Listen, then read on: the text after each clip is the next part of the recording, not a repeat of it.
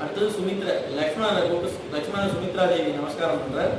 சுமித்ரா உடனே சொல்றார், சுமித்ரா கச்ச கச்சே புனர்வாஜதம் ராமம் தசரதம் வித்தி மாம் வித்தி ஜனகாத்மஜாம் அயோத்தியாம் அடவீம் வித்தி கச்சதாத யதா சுகம். ஏதோ மாதாக்கு கைங்கரியம் பண்றேன், அப்பாவுக்கு கைங்கரியம் பண்றேன் அப்படின்னு அயோத்தியில இருக்கலாம் அப்படின்னு நினைக்காத.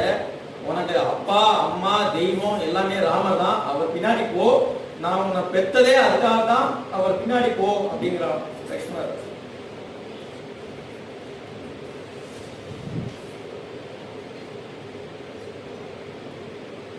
ராமர் அந்த சபையில இருக்கிற அத்தனை பேருக்கும் அஞ்சலி பண்றார். அத்தனை பேருக்கும் தன் தாயார் அப்படின்னு நினைச்சுதான் அஞ்சலி பண்றான். நான் ஏதாவது உங்க மனம் நோகும்படி நடந்திருந்தேன்னா என்னை க்ஷமிக்கணும் அப்படின்னு சமாதானம் கேட்டுக்கலாம். அவ்வளவு பேருக்கு கதறிட்டாராம். ஏன்னா அவர்கிட்ட ஏது தோஷம், யார் தோஷம் சொல்ல முடியும்?